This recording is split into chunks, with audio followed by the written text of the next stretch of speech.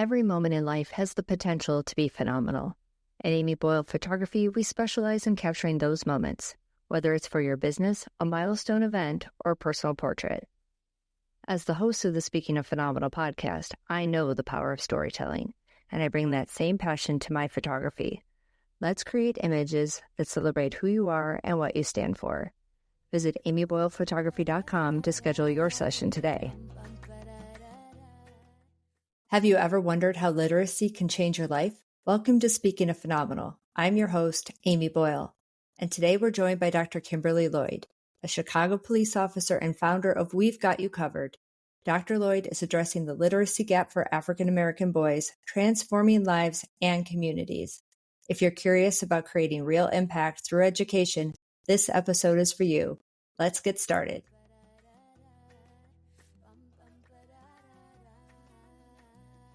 Welcome to the Speaking of Phenomenal podcast, Dr. Kimberly. I'm so glad you're here. I'm so glad to be here, Amy.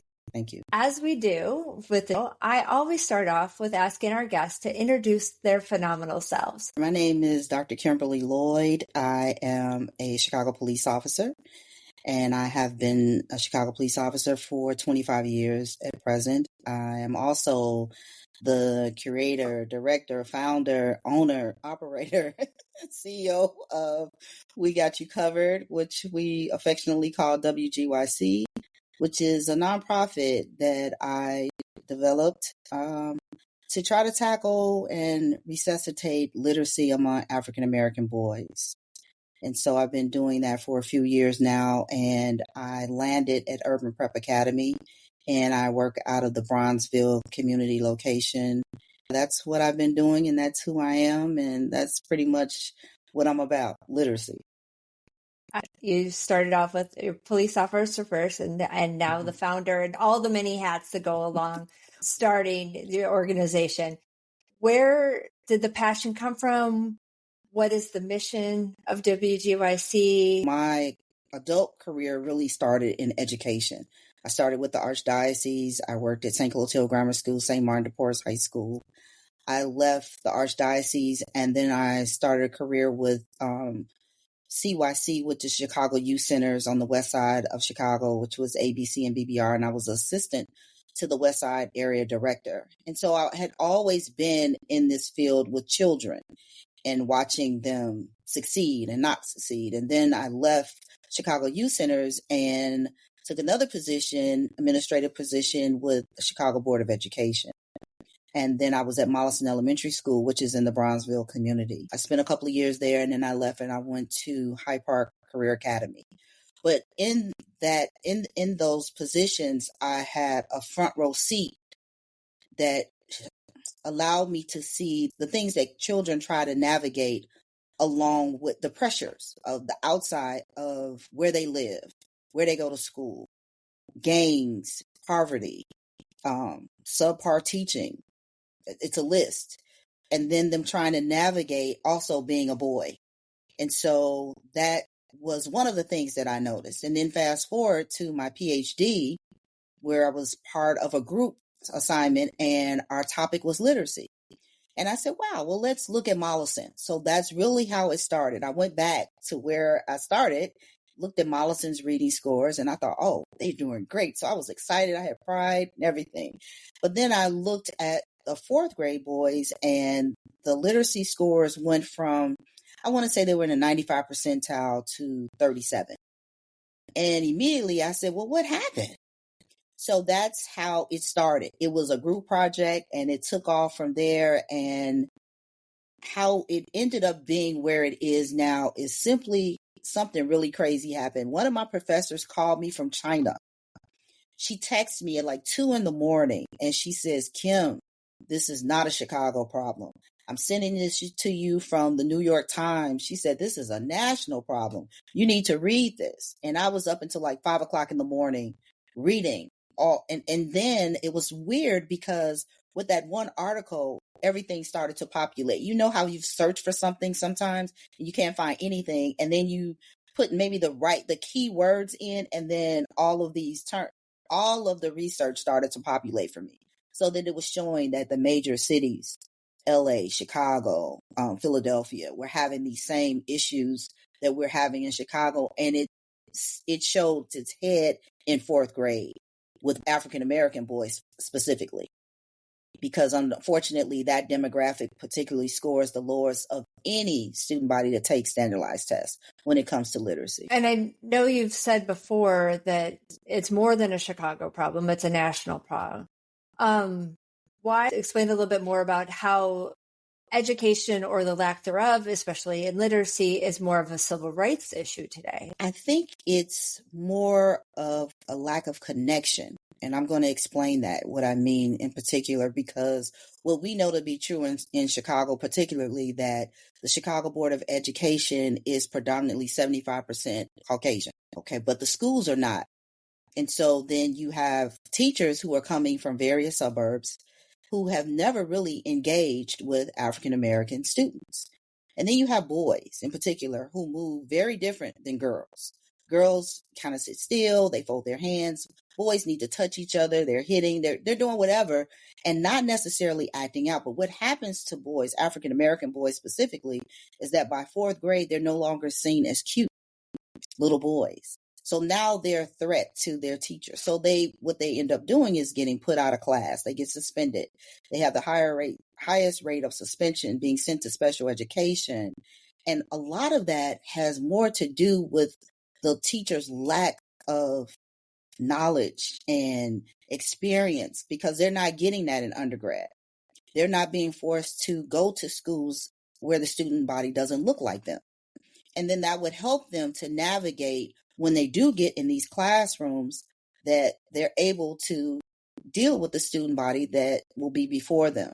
And so oftentimes they don't receive that kind of support in college. They don't receive it once they get to the classroom. So they're kind of winging it. And that's why attrition is so bad when it comes to that. So I think it's a bigger problem from our oversight with education in general, as opposed to it always being a racial thing, if that makes sense. The race thing is embedded in the system, period, right? It's always there. It doesn't go away. But I think that when we have teachers that really want to teach students, they don't have the tools because they never received them. And thinking of solutions, a way forward, what are some of the things that instructors need to make sure that, especially, there isn't such a radical fall off after fourth grade? The change needs to start in college. If I sign up for a program and I want to be a teacher, the curriculum needs to support the teacher. The curriculum needs to support them being able to teach literacy. And when I did my interviews of teachers when I was working on my dissertation, most of them said that they did not receive that support. And some of these people were at top-notch schools. They explained that their other classes, they actually showed them how to get the instruction off of the pages of the book and into the minds of their students. But for literacy, they did not receive that kind of instruction. So there is no phonemic awareness. There is no phonics. Those subjects are no longer taught. And consequently, they're not taught in undergrad to teachers who are going to eventually get in classrooms and try to teach literacy. I think it starts with curriculum in colleges, first of all, which will prepare teachers. Yeah, when it comes to this massive gap, your epiphany to start We Got You Covered, how many years ago did you start We Got You Covered, and what was its original foundation, and where is it today? Literally, We Got You Covered started out of sheer emotion. And what I mean by that, I had just come home from work. At the time, I was working in the Inglewood community. And I came home, I was on the phone with my daughter, and she was like, hurry up, turn on the news, telling me some kid had been killed over his shoes. And so I get home, I still have my uniform on, I go to the kitchen, I turn on the TV, and they're showing that this young man had been killed over his shoes at 63rd and State. And it was so, even now thinking about it, I'm trying not to be emotional about it, because the mother had twin sons, and she always picked them up and took them to basketball practice. Well, they're 6'3". And they're saying, Mom, listen, you got to let us do this by ourselves. Come on. So she does. And that particular day, one of her sons does not make it home. He was killed. And in that moment, I decided, I called everyone I knew. I had a play mom who was retired from Chicago Board of Education, who also used to be my boss at Milestone Elementary School. And I said, we got to do something. This child today, we don't know, but the next one we may. And I said, and this is over shoes, and this has been going on forever. I always think about Chris. And when this happened, I said, we've got to do something. A friend of the family asked me to come and speak to his boys. And so that's how I ended up at Urban Prep. He says, I need you to come and talk to them. I want you to talk to them as a woman. I want you to talk to them as a police officer, as a Black woman with a PhD. I want you to talk to them about harassment, abuse, social emotional learning. And he wanted me to talk about assimilation coding and the N-word. Because at that point, they were housed at Roosevelt University. So he was saying that there were some issues about how the boys were conducting themselves. And so that's how I came in. Because initially, my plan was to be at a grammar school. But, make a plan and God has a joke for you. He's like, no, that's not where you're going. I'm going to send you over here. And so I've been there ever since. Because once I did that, I realized I need to stay here because our high schoolers can't read. We are looking at our grammar school children, but our high schoolers can't read. How do you broach that subject with someone 14 to 18, sometimes 19 years old, that he can't read? I felt like they needed to trust me because I came in plain clothes for a reason, but I also asked them to guess what I did for a living. So we started off like that. And just so they would know who they were with in terms of all the hats that I wear. And I wanted them to be comfortable with that. I wanted them to realize that this 40 minutes in this room is a safe space. You're not getting sent to the dean. I'm not getting ready to put you out. And what I say to them, or what I used to say, is you let me know which side of me you want to show up. Do you want Dr. Lloyd in this room, or do you want the Inglewood Ranger and me in this room? And that's what we affectionately call ourselves, those of us who worked back in the day in Inglewood in the 7th District. So they would say, we want Dr. Lloyd. I said, okay, great. Dr. Lloyd is who will be here. And so that's how we got started. For our listeners who aren't necessarily in Chicago, in your words, what's an Inglewood Ranger?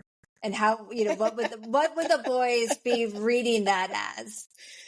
Okay, that's a very good question. That's fair. So Inglewood is a small community in Chicago.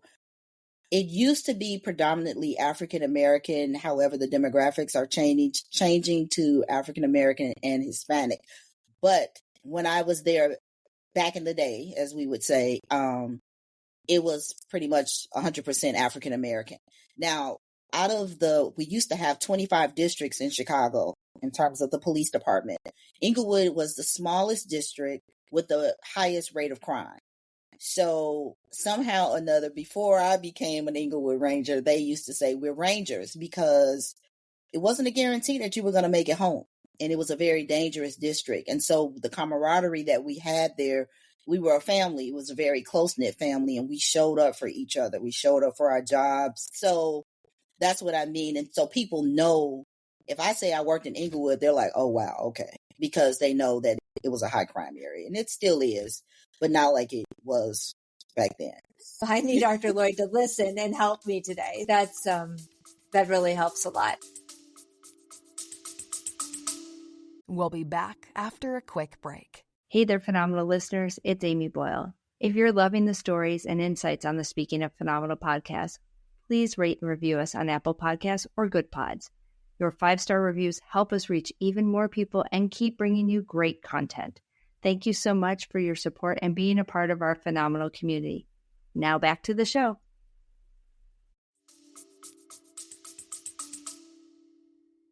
But can I say this now, because I've been there and there's a connection and there's trust, the Inglewood Ranger never really has to show up. I come in and they're like, hey, Dr. Lloyd, how are you? Because they know I'm coming. They know I'm coming for them. Like I used to say, I'm here on my day off. I want to be here. I'm here to help you. And so now, because we have the connection, we have the trust, Dr. Lloyd gets to show up every time. Yeah. So it's a good day when I go. And what would a typical day off working for WGYC look like? What's your main initiative right now? So we do Barbershop Monday, as you're familiar with, and we also do Black Men Speak.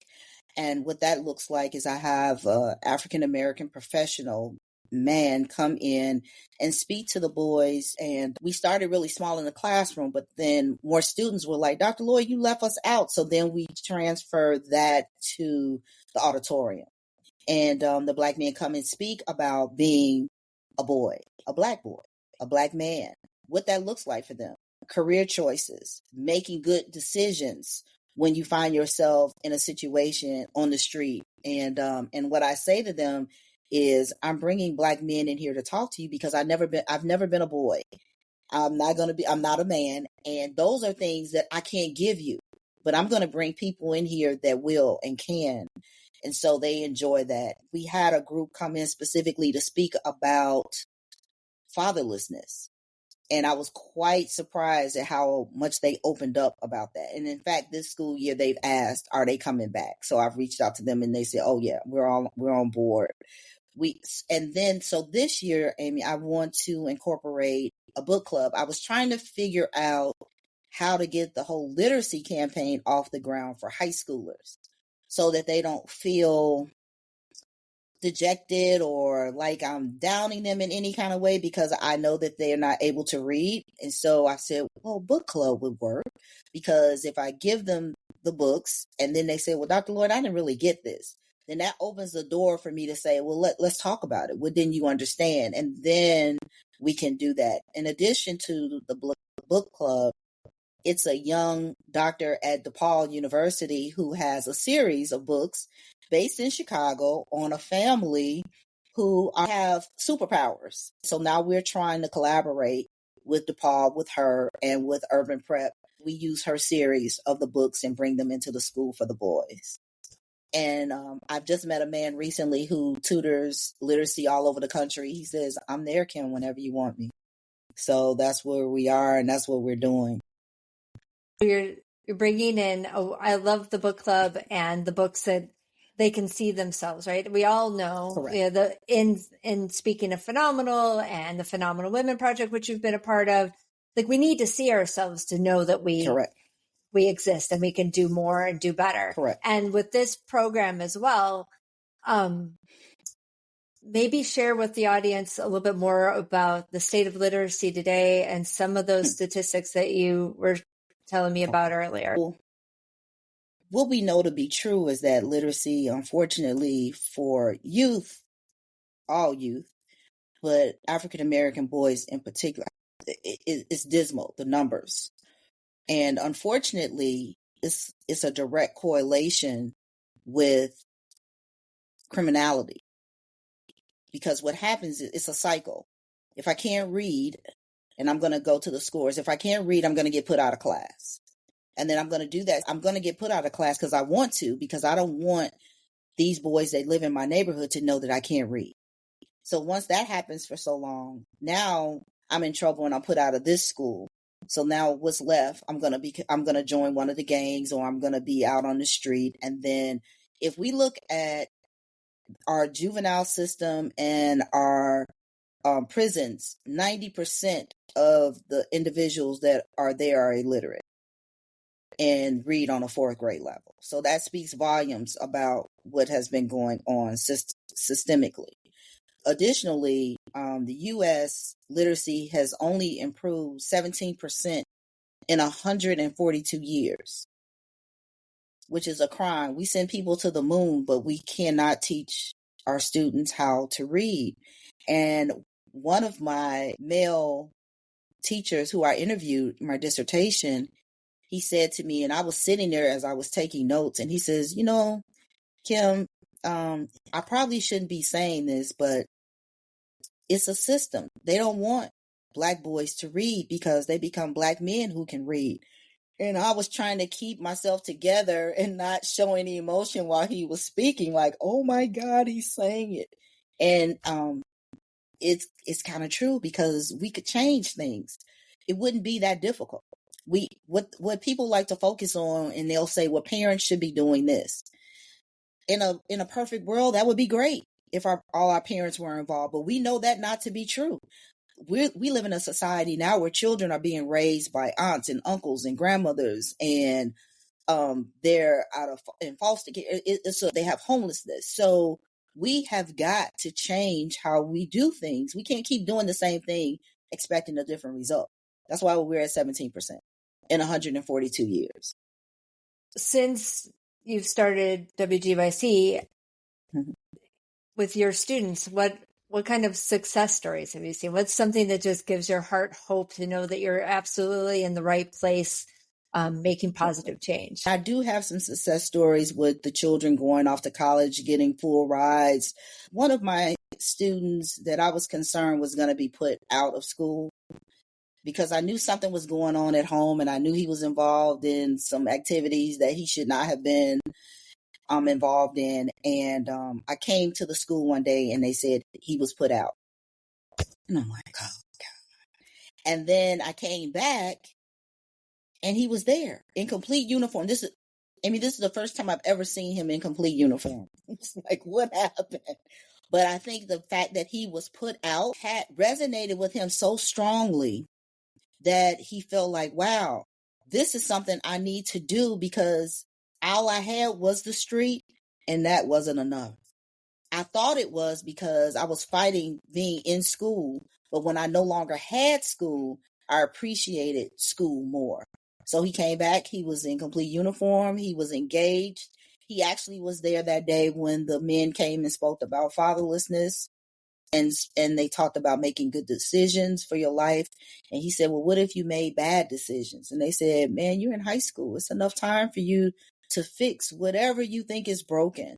So for me, those kinds of stories resonate because we almost lost him. And hopefully he is on the right track now that he's graduated from high school. Because that's where the empowerment comes from, right? It's when they take the initiative. Right.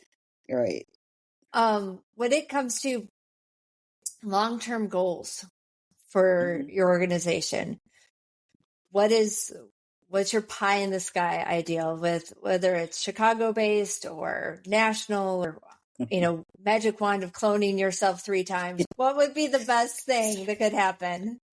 Because people say, come to my school, and I said, I can't. I still have a full-time job, and it's only one of me. I think my pie in the sky, honestly, would be to have a program in every grammar school in the city of Chicago. And it would start at pre-K. And by the time our students, male or female, got to 4th grade, they would be reading for fun so that they would have ease with reading for their assignments. But we'd have to start that young, because quite often children enter school not even recognizing their ABCs. But our expectation is that this teacher is supposed to teach them how to read when they don't even recognize ABCs. So we're starting underground, not even on ground. We're starting under. We're taking a hit every day with that. And the pandemic did not help at all. It really put a wrench in whatever advances some students had made in terms of their academics.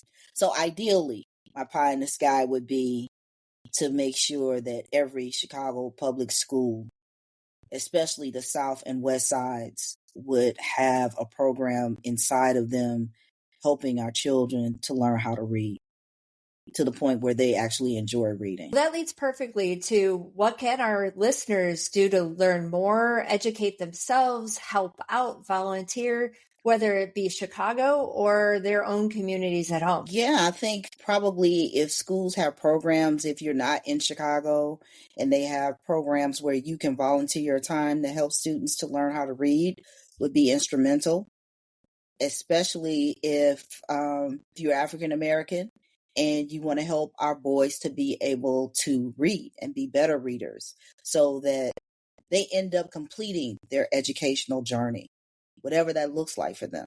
Because again, college isn't for everyone. That's not what we're saying here. But we are saying that regardless of what you want to do, you have to be able to read.